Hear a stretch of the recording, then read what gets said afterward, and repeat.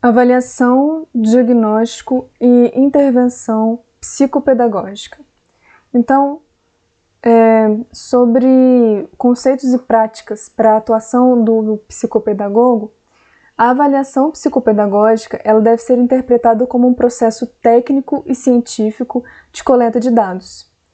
E ela considerará todo o contexto de vida do aluno, seja o contexto escolar, seja o contexto afetivo, social, entre outros.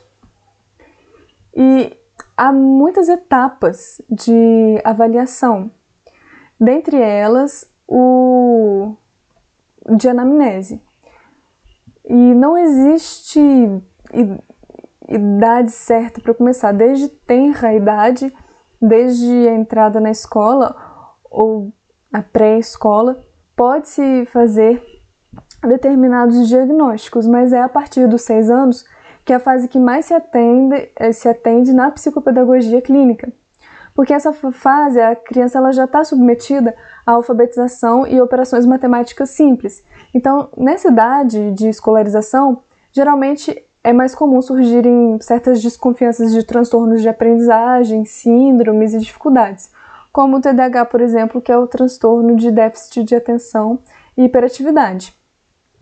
Uma dessas etapas de avaliação, primeiramente se começaria com modelos de anamnese. O que seria anamnese?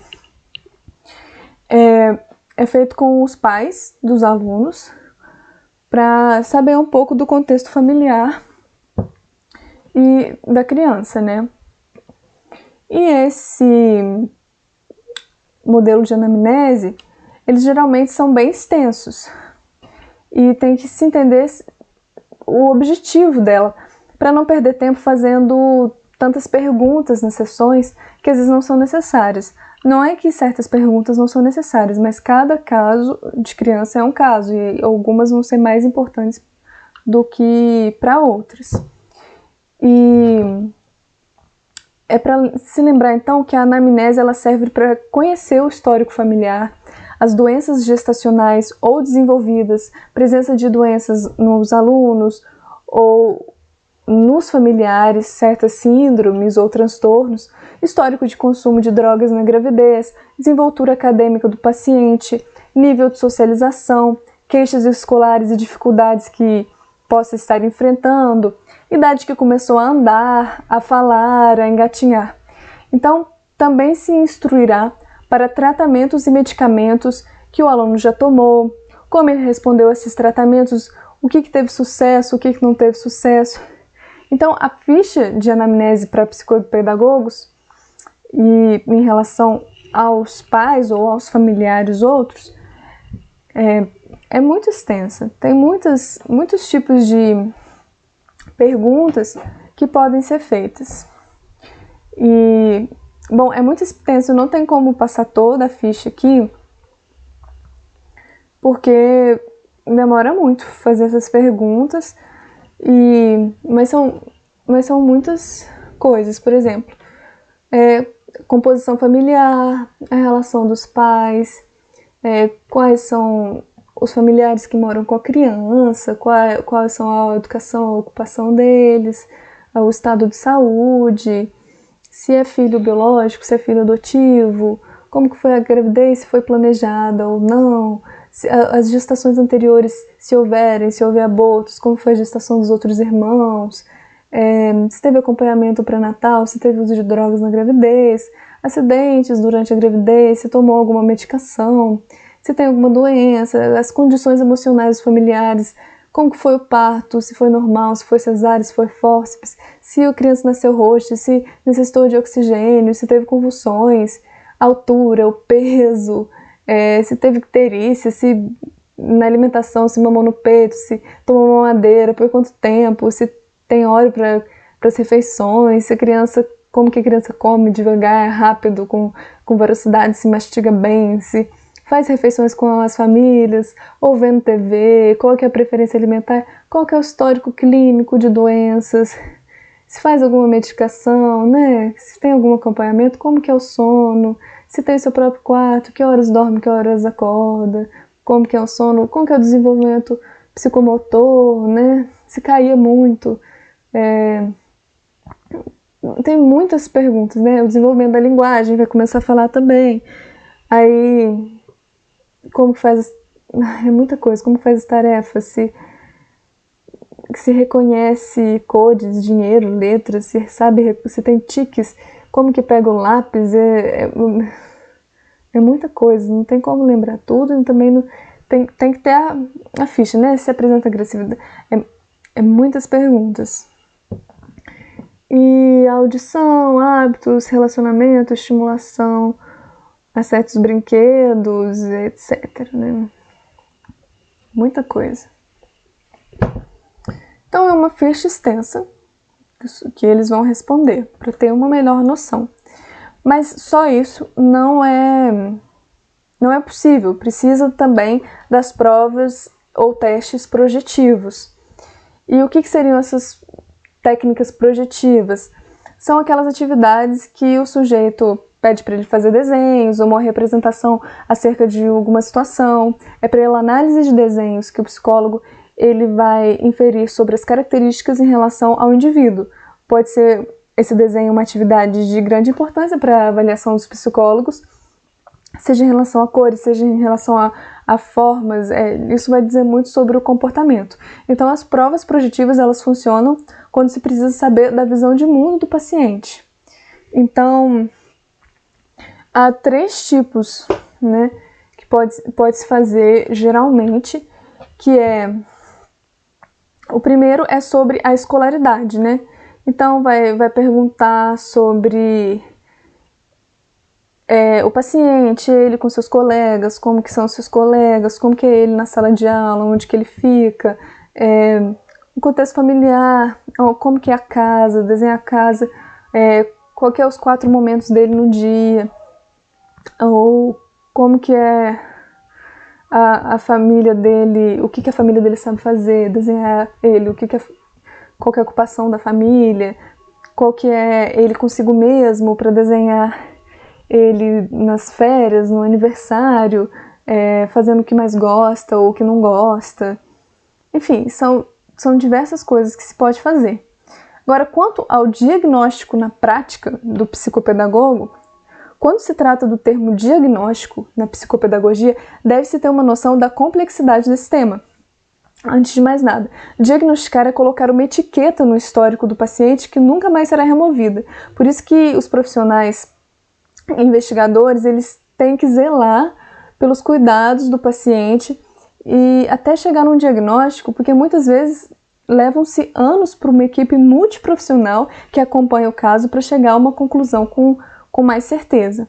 Então, o trabalho psicopedagógico é um olhar clínico e investigativo e possui várias etapas, como a anamnese, que foi explicitada, as sessões lúdicas centradas na aprendizagem, complementação com provas e testes quando for necessário, síntese diagnóstica, que é o prognóstico, e devolução e encaminhamento quando necessário, né?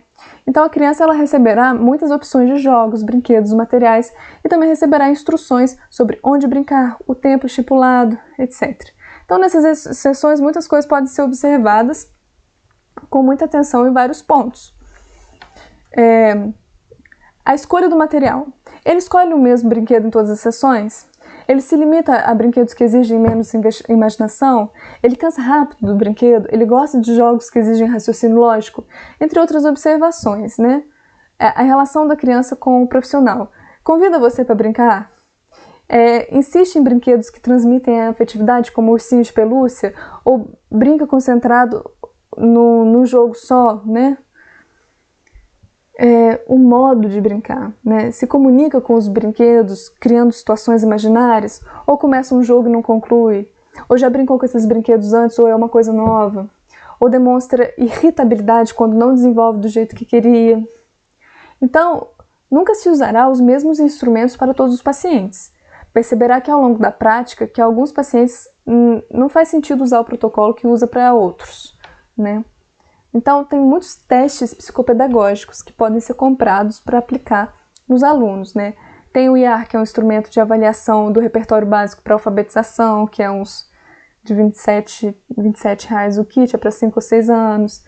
Tem o protocolo, tem incontáveis testes que eu não vou falar todos aqui. Tem uns gratuitos, tem uns mais baratos, tem uns mais caros que podem ser aplicados, né? Então, a infinitude de testes que existem é o ponto de vista quantitativo. Então, é aconselhável também outros recursos que também sejam utilizados, ou seja, uma avaliação qualitativa, com conhecimentos teóricos, com observações, entrevistas complementares, né? Então, outro ponto muito importante é a intervenção psicopedagógica. Então, logo após a avaliação e o diagnóstico, é importante apresentar à família um plano de intervenção, de como será trabalhadas as dificuldades e os atrasos no desenvolvimento do sujeito.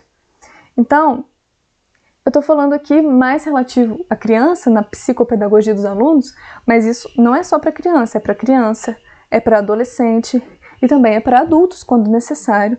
É do ponto de vista dos adultos no contexto educacional, né? Quando eles estão em processo de aprendizagem, mas cada teste, seja de criança, seja de adolescente, seja de adulto, vai ser aplicado de forma diferente. Mas existem para esses três, não é só para crianças, né? Então é importante salientar que as causas das dificuldades dos transtornos de aprendizagem, elas são diversas, então vai ter uma pluricausalidade, que não é para ficar atento só numa causa, foi por conta disso ou por conta daquilo. É uma pluricausalidade, é uma diversidade de causas que tem que ser equilibrado ali para uma intervenção mais certa, né? Então, é uma boa opção organizar, por exemplo, o docente, que é em consonância com o psicopedagogo, ou o docente psicopedagogo, ele organizar turmas para trabalho em grupo, reunindo alunos que apresentem facilidade e alunos que apresentem dificuldades, porque não colocar só os que têm facilidade e os que têm dificuldades separados um do outro, porque um pode funcionar como professores dos outros, se isso for bem trabalhado. Tem uma frase do Vygotsky, muito bonita, que fala que todos os seres humanos são capazes de aprender, mas é necessário que adaptemos a nossa forma de ensinar. Então, além disso, é trabalhado muito também a autoestima do paciente, porque isso tem que ser levado em conta, tem que saber elogiar eles, porque tem muitas crianças com dificuldade de aprendizagem, não só crianças, mas que têm uma tendência a apresentar baixo autoconceito, por se sentir inferior às outras crianças da mesma idade. Então, além de se trabalhar a dificuldade que o aluno apresenta, na intervenção também é possível intervir no comportamento, não só na dificuldade de aprendizagem. Então, no processo, muitas vezes é importante trabalhar com regras e limites, porque na maioria dos atendimentos pode-se fazer necessário fazer um acordo para que o paciente realize certas atividades que ele pode apresentar resistência. Então, de acordo com a intervenção psicopedagógica, o aluno ele precisa interiorizar a ideia de que muitas vezes ele pode fazer o que ele deseja, mas nem sempre isso será possível. Então, entre escolher o seu próprio desejo e pensar no direito daqueles que rodeiam ele ou ela, muitos optam por satisfazer seu próprio desejo, mesmo que isso prejudique os outros ao redor. Então, tem que ficar atento a isso também. Então, tem muitos passos que pode-se realizar uma intervenção psicopedagógica, tem que ter muita atenção e cautela aos erros dos alunos e elaborar uma reformulação e uma adequação às práticas docentes. As práticas dos professores têm que se adaptar também, né? Tem que se analisar a aprendizagem não só no contexto escolar, mas como dito, no contexto familiar, no contexto afetivo, no contexto cognitivo e biológico. Então, como que funciona essa intervenção psicopedagógica? O paciente ele se encontrará com um profissional, geralmente vai ter um horário previamente agendado. As sessões podem ocorrer uma vez por semana, 2 vezes por semana, geralmente é de 50 minutos a 1 hora. E a proposta lúdica, ela é essencial, Porque durante jogos é possível observar diferentes situações relacionadas a atenção, concentração, raciocínio lógico, noção espacial, regras, tolerância, frustração, como o sujeito lida com o erro, se sabe ou não lidar com o erro, né, entre outros. Então, dessa forma, o psicopedagogo ele vai criando o seu olhar como terapeuta e o seu raciocínio clínico, né? Então é isso.